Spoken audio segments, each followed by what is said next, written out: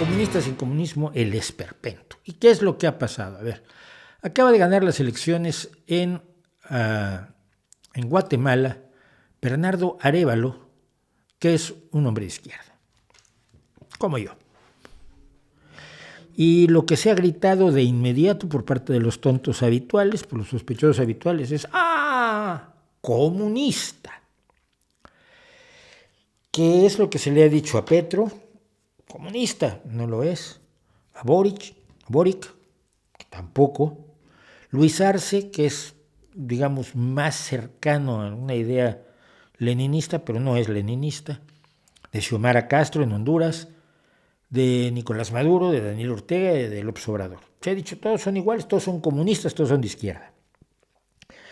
Cualquiera de ustedes que dos neuronas más o menos lleven relaciones diplomáticas correctas, sabrá que hay una diferencia enorme entre Luis Arce, Gabriel Boric, Gustavo Petro y gente como Maduro, Daniel Ortega y López Obrador, ¿no? O sea, decir son de izquierda todos es una definición bastante amplia. La izquierda tiene un enorme abanico de visiones ideológicas, de visiones sociales, de visiones económicas, que va desde la socialdemocracia más light e incluso el liberalismo social, según algunos, hasta los Jemeres Rojos y el maoísmo. El partido único, la falta absoluta de democracia, la falta absoluta de libertades, la cancelación absoluta de los derechos de las personas a nombre de hacerlas felices algún día. El abanico es amplio. Quizás para entenderlo le convenga a usted pensar en esto. Mire, Joe Biden, Emmanuel Macron, el presidente francés, Justin Trudeau, que es el primer ministro canadiense, Ursula von der Leyen, que es la presidenta de la Comisión Europea, Mark Rutte, de los Países Bajos, Giorgia Meloni, la fascista de Italia, Víctor Orbán, el ultra antiliberal húngaro, Donald Trump, el nazi Santiago Abascal y Vladimir Putin son todos de derecha. ¿Le parece a usted que todos son iguales? Pues son de derecha. Sin duda alguna, allí no hay uno de izquierda, pero ni por accidente. Pero usted no puede comparar a Justin Trudeau con Javier Milei, o con Vladimir Putin, o con Giorgia Meloni. ¿Por qué? Porque hay un amplio abanico en la derecha que va de Churchill y de Gaulle y Roosevelt a Hitler, Mussolini y Tojo, el líder del imperialismo japonés. Bien. Cada vez que alguien de izquierda accede al poder, se le acusa de comunista. Y lo que más me alarma es lo siguiente. Lo acusan de comunista personas que saben perfectamente, con claridad meridiana, que no lo son. Pero utilizan el miedo al comunismo, un miedo muy razonable, yo también lo tengo, por las consecuencias aterradoras que tuvo en la Unión Soviética, en China, en Cuba, en Corea del Norte, aunque el Corea del Norte es un comunismo a su manera, que se llama la ideología Juche, ni siquiera se llaman marxistas, las consecuencias tremendas de lo que llamamos comunismo, es decir, del marxismo-leninismo aplicado, o el maoísmo, que finalmente es marxismo-leninismo por la vía de Stalin hacia Mao, hace que la gente reaccione inmediatamente ante la palabra comunista con un miedo que, insisto, me parece razonable, pero le está teniendo miedo a lo que no es comunismo. Ninguno de los mencionados, Petro, Boric, Luis Arce, Xiomara Castro o Bernardo Arévalo, está intentando establecer un partido único, ni está intentando fusilar gente, ni poner gulags, ni nacionalizar o expropiar la totalidad de la economía para dirigirla centralmente desde el gobierno. ¿Qué sería el marxismo-leninismo? Y es lo que vulgarmente llamamos comunismo. Nicolás Maduro es heredero de un Chávez que intentó expropiar bastante.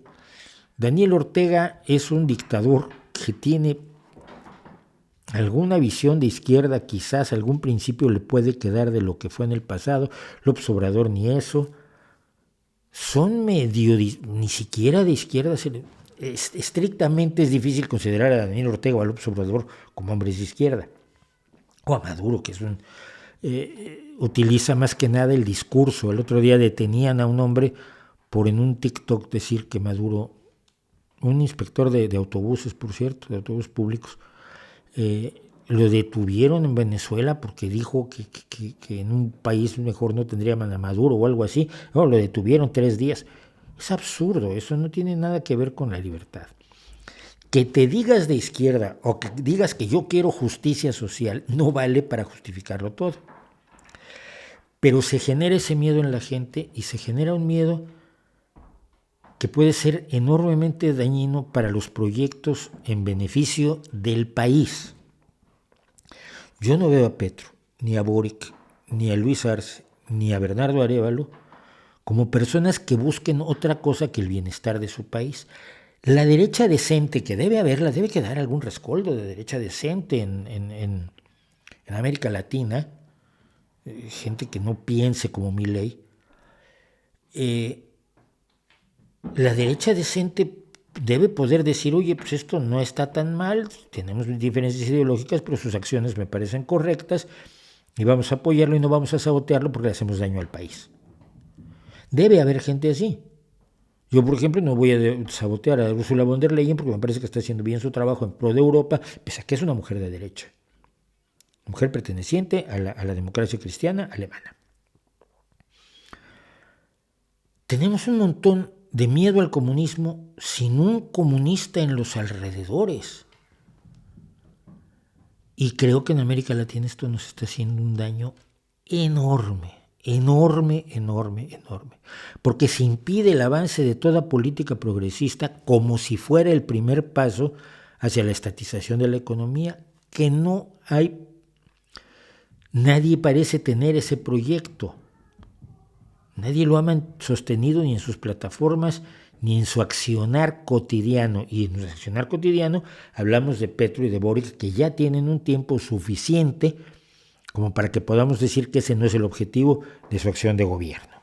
En el caso de Bernardo Arévalo, que es hijo de un famoso y reconocido presidente guatemalteco que fue echado, que llegó a Uruguay, me escribía un amigo de Twitter, un Twitter amigo, hoy precisamente de la estancia de Arévalo y su padre en Uruguay. Bernardo Arévalo nació en Uruguay siendo guatemalteco, y es gente progresista, es gente de avanzada, es gente con una visión de libertad, de libertad y de derechos, más la necesidad de una justicia social que al final es beneficiosa para todo el país. Lo he repetido en 1000 ocasiones aquí. Cuando tú tienes avances sociales y los pobres son menos pobres, es bueno para todos, hasta para los más ricos.